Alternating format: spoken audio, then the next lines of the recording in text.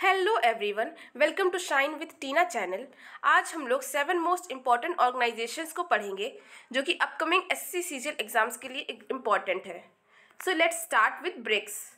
BRICS के name में ही 5 कंट्रीज छुपी हुई हैं।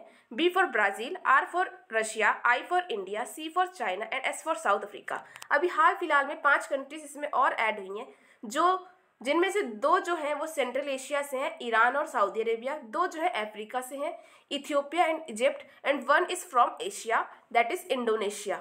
नाउ इसका इस्टेब्लिशमेंट 2006 में हुआ था और इसका हेडक्वार्टर इज़ इम्पॉर्टेंट जो कि शंघाई में है। अभी 2025 में ये ऑर्गेनाइजेशन हेल्ड हुई थी ब्राज़ील में। अब 2026 जो अपकमिंग है वो इंडिया में होगी। इस वजह से इम्पॉर्टेंट, 2 वजह से ये ऑर्गेनाइजेशन इंपॉर्टेंट हो जाती है, क्योंकि ये 2026 में इंडिया में होगी और अभी 5 कंट्रीज इसमें ऐड अप हुई है। सो इसको अच्छे से रट लेना आप लोग।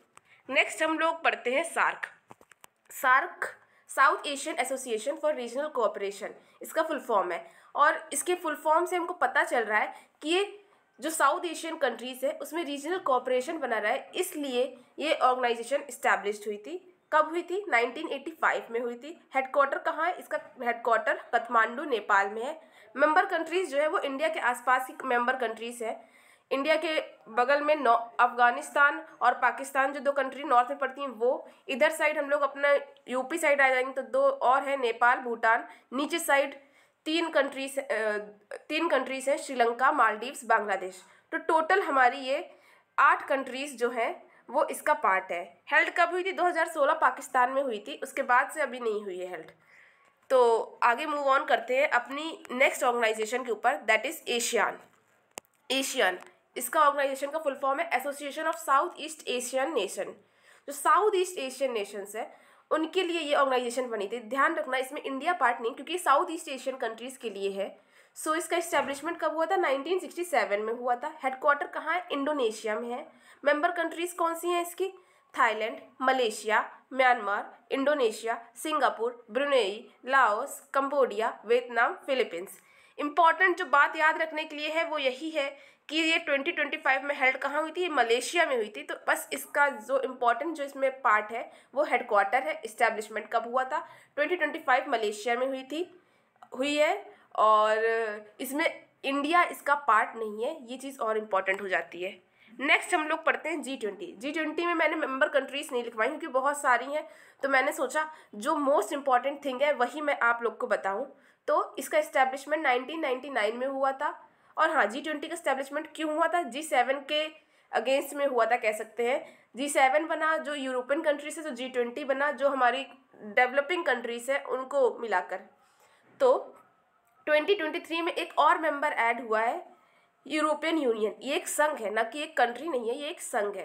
तो अब टोटल कितनी कंट्रीज है? 20+1। 2024 में जो ऑर्गेनाइजेशन ये जो G20 है वो हेल्ड हुई थी ब्राज़ील में।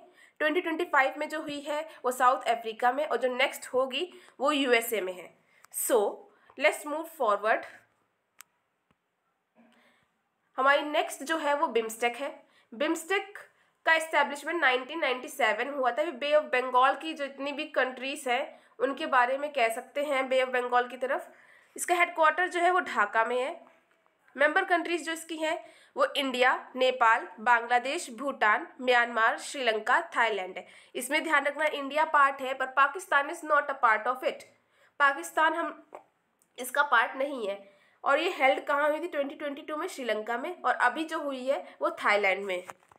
So let's move forward.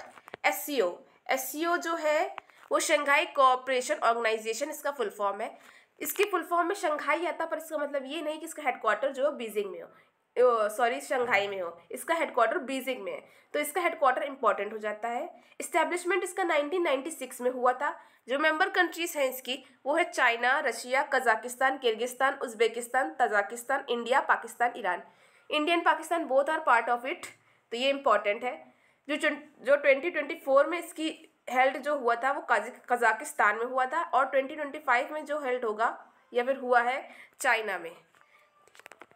Next है हमारी G7। इस्टेब्लिशमेंट इसका 1975 में हुआ था। मैंने पहले बताया कि जो यूरोपियन कंट्री, जो बड़ी बड़ी डेवलप्ड कंट्रीज है, उनका ये ऑर्गेनाइजेशन है। तो इसमें मेंबर कंट्रीज है Canada, US, UK, France, Germany, Italy, Russia. Russia 2014 में एडअप हुआ है। इसका कोई हेडक्वार्टर नहीं है, ये इंपॉर्टेंट बात है, पर ये कहाँ अभी हेल्ड हुई थी और कहाँ पिछले साल हेल्ड हुई थी, ये इसके लिए इंपॉर्टेंट हो जाता है। 2024 में ये इटली में हेल्ड हुई थी, ये इंपॉर्टेंट है। और 2025 कनाडा में ये हुई है या फिर होने वाली है।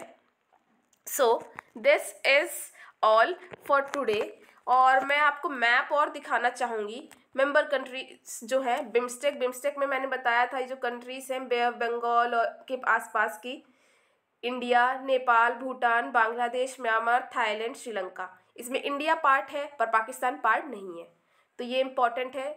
चलिए नेक्स्ट हम अपना पढ़ते हैं। इसमें जो एससीओ है, एससीओ शंघाई कोऑपरेशन, वही शंघाई कोऑपरेशन ऑर्गेनाइजेशन जिसमें जो नाम है उसमें शंघाई है, बट इसका हेडक्वार्टर कहाँ है, बीजिंग में। तो ये इंपॉर्टेंट है। जो कंट्रीज है, एक रशिया है, एक चाइना है, Pakistan, India, Kazakhstan, Tajikistan, Uzbekistan. और आगे हम लोग मूव फॉरवर्ड करते हैं। सार्क कंट्रीज कौन कौन सी हैं, Afghanistan, Pakistan, India. SAARC countries में अब पाकिस्तान भी है, तो ये इंपॉर्टेंट है। नेपाल, भूटान, बांग्लादेश, श्रीलंका। और ये जो है हमारी एशियन कंट्रीज हैं, Myanmar, Laos, Vietnam, Cambodia, Singapore, Brunei, जितनी भी साउथ ईस्ट कंट्रीज है, फिलीपींस। तो आज हमने जो पढ़ा है वो इम्पॉर्टेंट ऑर्गेनाइजेशंस पढ़ी हैं। होप है आपको पसंद आया होगा। अगर आपको पसंद आया तो do like, share and subscribe. Bye bye.